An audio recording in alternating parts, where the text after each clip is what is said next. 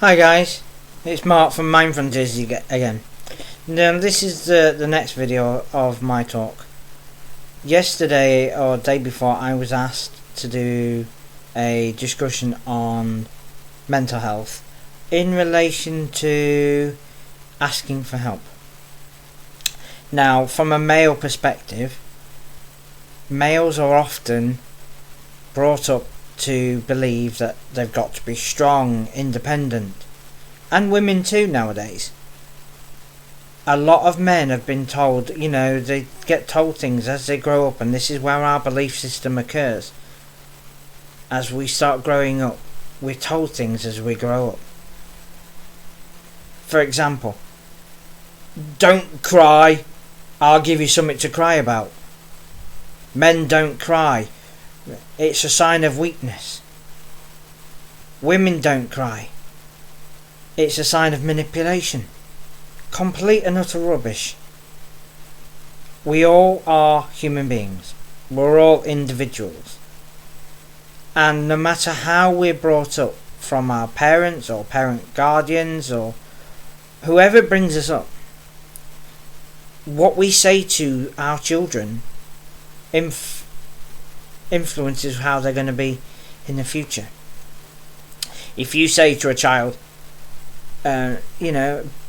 children should be seen and not heard, what message are you sending out to that child? I shouldn't say anything.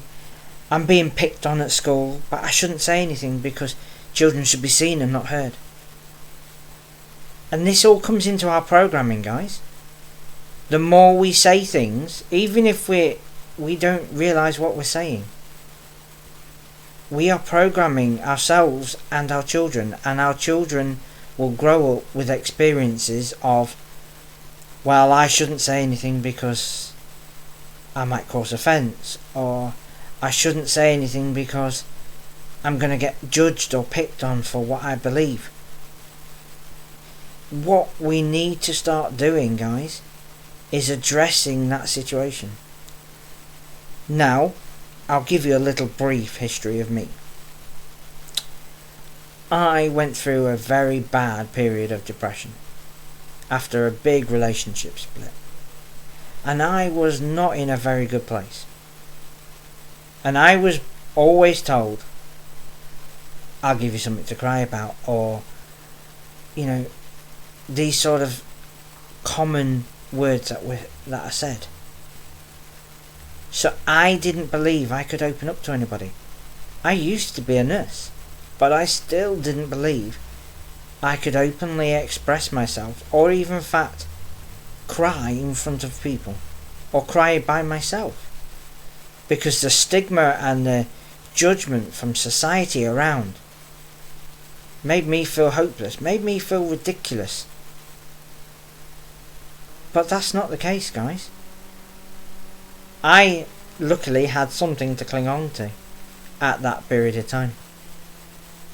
And eventually I found a focus. And now, obviously trained as a therapist, I've sorted myself out. I don't have those past feelings of depression or anxiety or stress. I still have negative emotions. I have knee-jerk reactions. Of course we do.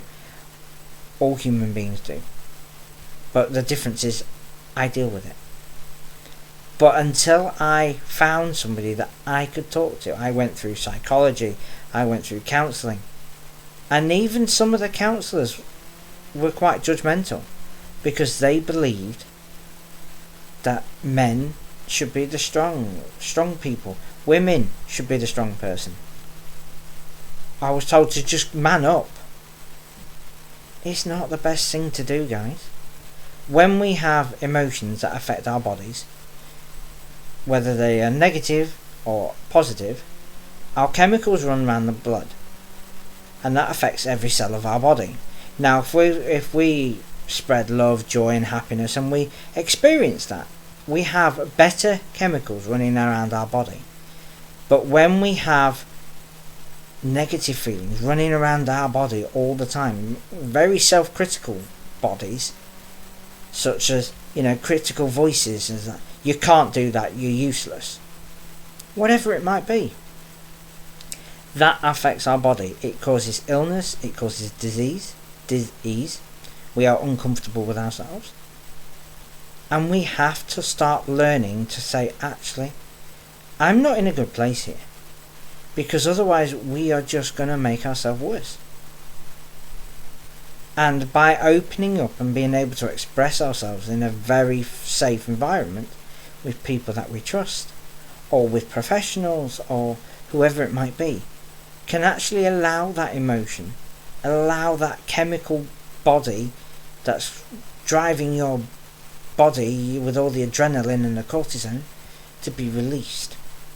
Now, I work with a lot of people who have learning disabilities and autism.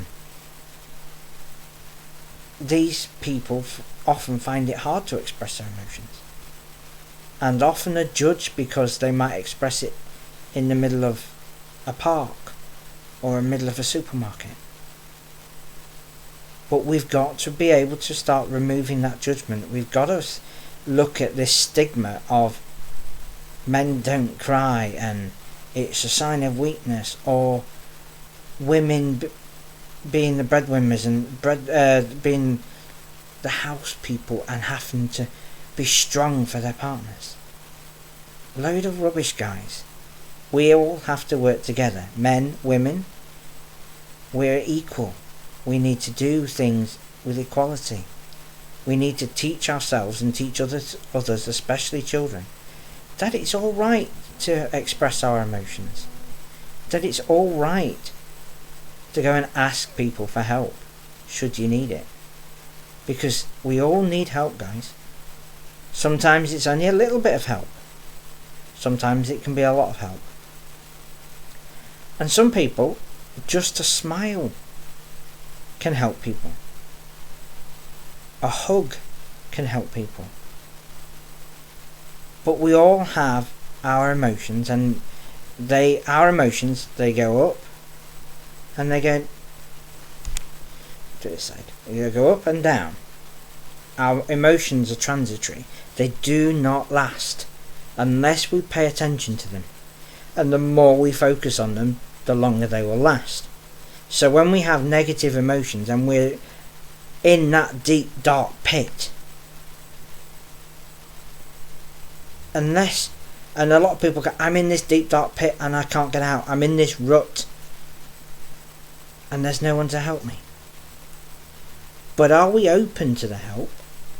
And are we going to ask for help? Because sometimes people will not give help unless it's asked for. Some people can see people suffering, but do not know what to do about it. But once you start opening up, you find that there's more support out there, more love, more guidance. And all it might need at that minute in time is just somebody to say, I'm here for you. I'll listen. But we have to open up to be able to do this. We have to be able to openly and honestly express ourselves, so that we can actually look at these things and go, yeah, I could do with somebody just to chat to. When we start doing that, we start changing what we're doing. So we're no longer in that deep dark pit. We're learning to start accepting help from others. Because a lot of people, that's very, very difficult. A lot of people find accepting compliments from others extremely difficult.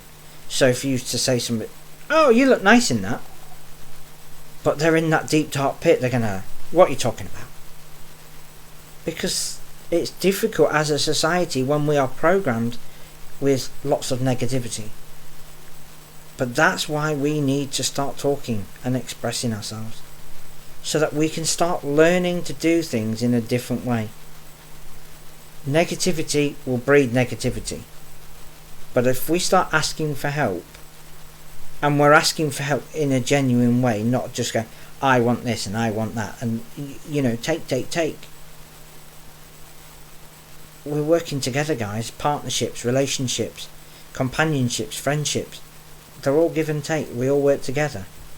And the more you're there for somebody else, the more they're going to be there for you when could be in that deep dark place.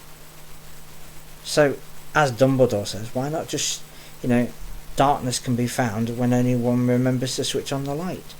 But you can only switch on the light if you start asking for help. Let's remove the shame, remove the stigma, remove the judgments. Especially at this present moment in time, with things like the Schumann frequencies, as the vibrations of the earth are changing, and more people are suffering with their emotions, and then we've got the lockdown with people not being able to see family or loved ones. Now is more important than ever to ensure that people can get the help, but people are willing to accept the help by asking for it. And then the world will actually start to be improved and become a better place, because we start loving and sharing with each other in respect and dignity. This is what we need.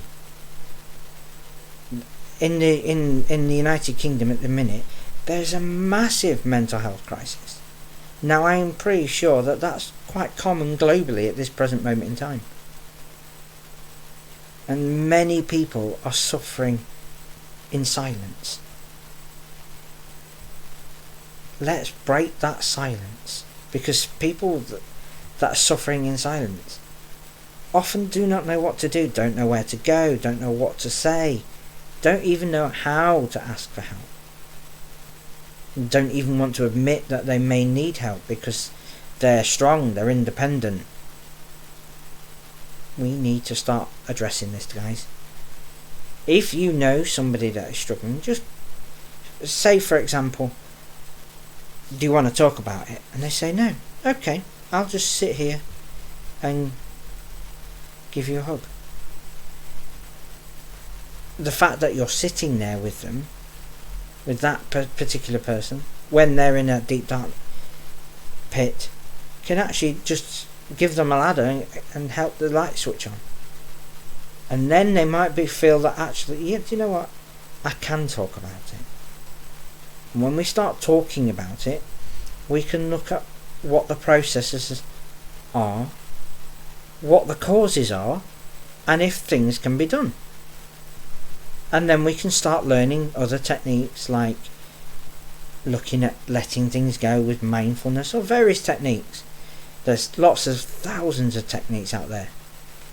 Relaxation techniques, meditation, all of which work. But we can only do that once we start accepting, actually, what place am I in right now? What can I do differently? And how am I going to ask for help? What help do I need? Is it I need help because of a loss?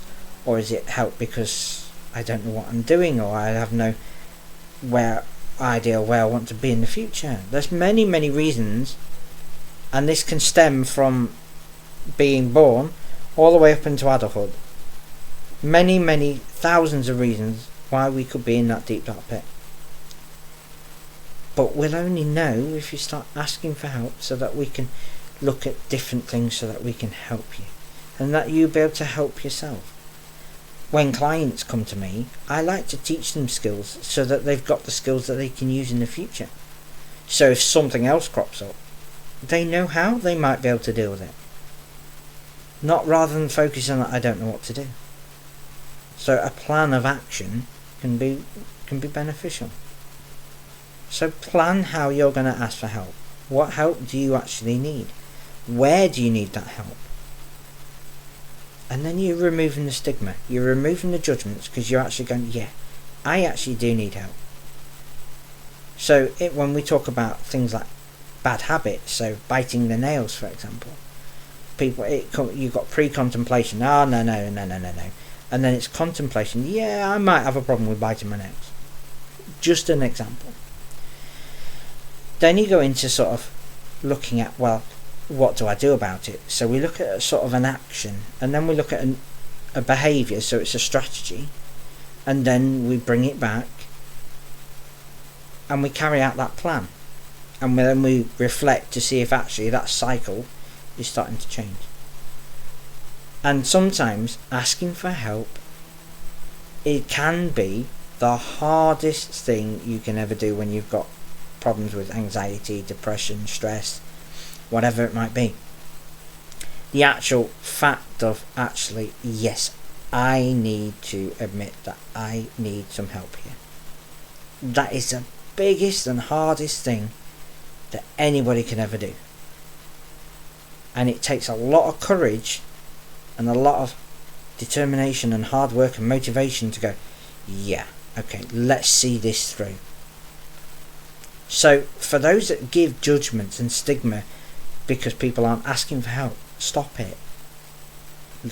Just be there for people, love them, give compassion. That will enable them more to actually see where they need the help. And things will change when we start looking at each other for human beings. So thank you very much, guys. Again, a nice quick video on removing the stigma. If you know of people that have got stigma and they don't want to ask for help, just sit there, be with them, help them, encourage them without judgment. Accept them for who they are. Love them for who they are. And that will help people move forward. So thank you very much, guys. You guys are amazing. So I've actually just started putting these on Instagram. Not sure know how, but it's working somewhere. So like me on YouTube, and don't forget to like and subscribe. Follow me on Twitter, Instagram and Facebook for more videos, and drop me some more comments. Really appreciate your time. You guys are awesome. Thank you very much. Take care.